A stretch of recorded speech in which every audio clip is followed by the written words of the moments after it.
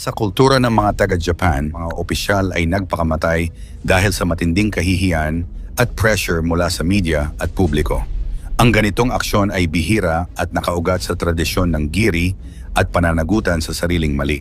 Habang ang ibang mga bansa ay unti-unting umaangat dahil sa maayos na pamahalaan, matitibay na batas at mga programang para sa mamamayan, may ilang bansa namang tila walang kalaban-laban sa tinatawag nating korupsyon. Dito, hindi lang iisa o dalawa ang korap, kundi mismong buong sistema ang bulok. Mula sa presidente, senador, gobernador, barangay captain, hanggang sa mga traffic enforcer, lahat may kanya-kanyang bit-bit na suhol, proteksyon at pananamantala. Kaya sa video na ito, tuklasin natin ang 5 sa pinakakurap na bansa sa buong mundo. Sino-sino nga ba ang mga pinakakurap na bansa sa buong mundo? Yan ang ating aalamin.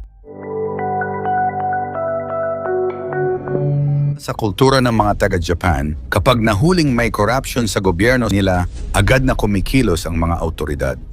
May malalakas na batas at independent prosecutors na nag-iimbestiga sa mga opisyal at kapag napatunayan ang katiwalian, maaari silang madismiss, maharap sa korte at makulong. Karaniwan ding nagre-resign at humihingi ng public apology ang mga opisyal bilang tanda ng pananagutan.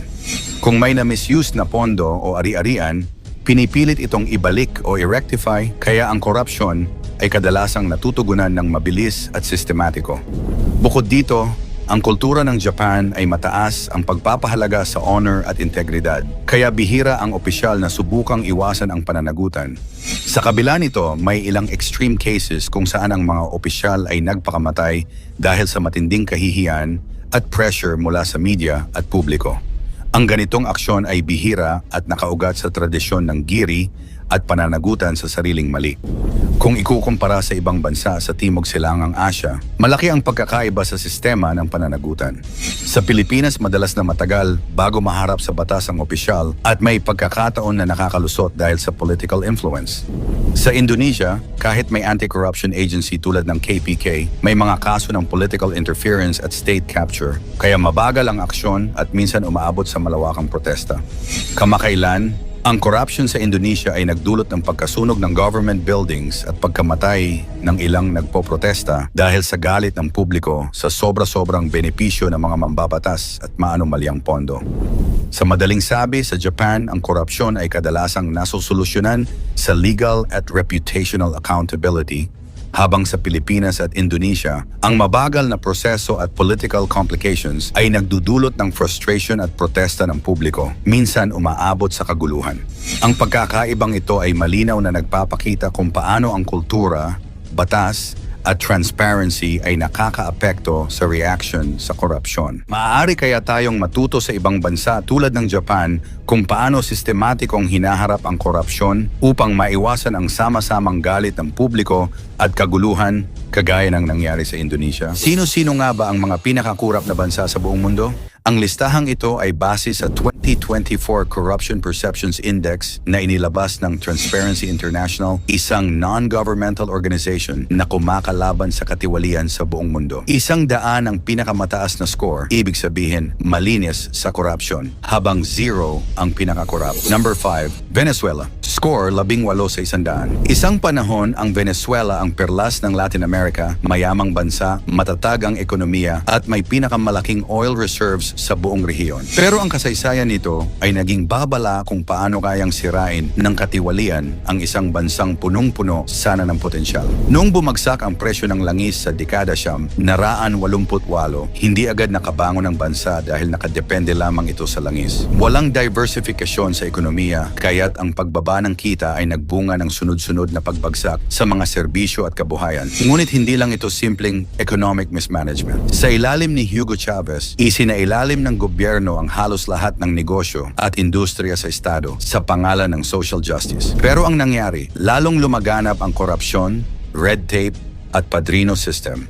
Imbes na mapakinabangan ng mamamayan ang yaman ng bansa, napunta ito sa bulsa ng mga nasa kapangyarihan. Pagkamatay ni Chavez noong 2013, lalo pang lumala ang sitwasyon sa pamumuno ni Nicolas Maduro. Sa halip na ayusin ang sistema, mas naging sarado, mas naging mapanupil, at mas naging bulok ang pamahalaan. Ayon sa United Nations, mahigit 7.7 milyong Venezuelans na ang lumikas mula sa bansa, ang isa sa pinakamalalaking refugee crisis sa mundo. Electoral fraud, pagpapatahimik sa media, militarisasyon ng ekonomiya, at pagbagsak ng basic services tulad ng kuryente, gamot, at pagkain. Lahat ito ay sintomas ng isang sistemang nilamon ng korupsyon. Ang Venezuela na dating modelo ng kaunlaran ay ngayon isa ng trahedyang kinatatakutan ng buong rehiyon. Number 4, Yemen. Score 16 out of 100. Kung may bansang hindi na malaman kung sino talaga ang may kontrol, walang duda, Yemen ang isa sa pinakamalalang halimbawa. Simula noong 2014 nang sumiklab ang labanan sa pagitan ng Houthi rebels at ng gobyerno ng Yemen, tuluyang gumuho ang sistema ng bansa. Wala nang gumaganang korte, wala nang respetadong batas, at wala na ring malinaw na liderato. Sa halip, mga armadong grupo,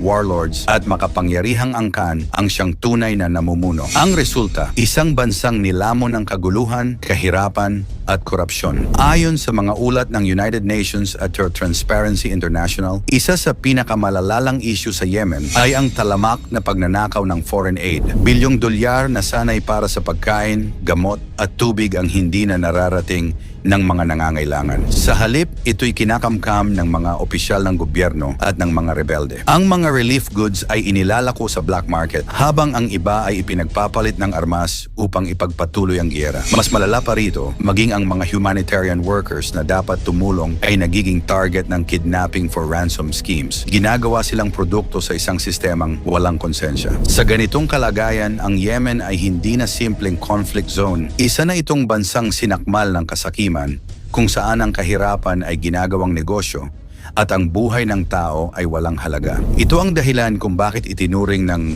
Corruption Perceptions Index ang Yemen bilang isa sa pinaka-corrupt at pinakadelikadong bansa sa buong mundo. Number 3, Syria. Score 13 out of 100. Bilang isang bansang winasak ng digmaan, nananatiling hawak sa leeg ng isang malupit na diktador, ang Syria, si Bashar al-Assad. Walang malinaw na pamamahala, walang pananagutan. Ang mga nasa posisyon, iisa ang ugat, puro konektado sa militar at mga makapangyarihang elitista. Sa bansang ito, kung wala kang kapit, wala kang pag-asa. At kung ikaw ay negosyante na walang proteksyon mula sa loob, siguradong lulunurin ka ng bulok na sistema. Sa ilalim ng rehimeng ito, ang kriminalidad ay tila legal. Lumalago ang drug trade at ang Syria ngayon ang pangunahing tagagawa ng Kaptagon, isang mapanganib na droga na palihim na inilalako sa buong Middle East. Pati mga relief goods at humanitarian aid, ginagawang negosyo ng iilan. Habang milyon-milyon ang tumatakas para lang mabuhay, ang tulong mula sa labas ay bihirang makarating sa karaniwang tao. Lahat ito dahil sa sistemang pinapatakbo ng kasakiman at kapangyarihan. Number 2, South Sudan. Score 13 out of 100. Bagong bansa pero luma na ang estilo ng pamahalaan. Noong 2011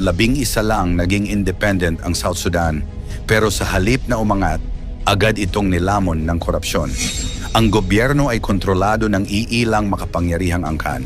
Ang kita sa langis, hindi napupunta sa tao, kundi diretso sa mga bank account ng mga opisyal. Walang transparency, walang auditing, walang accountability. Ang masaklap dahil sa ethnic conflict at kaguluhan sa politika, lalong lumalakas ang mga warlord at private armies. Hindi na alam ng mamamayan kung kanino lalapit, sa gobyerno ba o sa revolusyonaryo. Ang resulta, isa sa pinakamahirap na bansa sa buong mundo. Ang yaman ng bansa, ginawang personal na kaban ng mga kurap. Bago tayo tumuloy sa number 1, curious ka rin ba kung nasaan ang Pilipinas? Ayon sa 2024 Corruption Perceptions Index ng Transparency International, nasa ika-114 na pwesto ang Pilipinas mula sa kabuuang 800 bansa. Bahagyang pag-angat ito mula sa ika-115 pwesto noong 2023, ngunit hindi pa rin ito sapat upang masabing umaayos na ang kalagayan ng bansa pagdating sa katiwalian. Patuloy pa rin ang mga ulat ng corruption sa iba't ibang sangay ng gobyerno mula sa barangay level hanggang sa pambansang ahensya. Nangyayari pa rin ang mga kaso ng pandarambong, hacking, nepotismo at mga ghost project. Ang mababang ranggong ito ay sumasalamin sa malalim at sistematikong problema ng katiwalian sa ating pamahalaan. Ang impresyon ng pag-unlad ay maaring resulta lang ng mas maingat na pagtakip sa katiwalian, hindi ng pagkakawala nito. Mas bihasa na ang ilan sa sistemang ginagamit sa pandaraya. Kaya habang umaakyat tayo sa ranggo, nananatiling tanong, pagbabago ba ito o pagpapanggap? Hanggat walang tunay na transparency, accountability at matibay na sistema ng hustisya, mahirap sabihing totoong umaasenso ang Pilipinas laban sa korupsyon.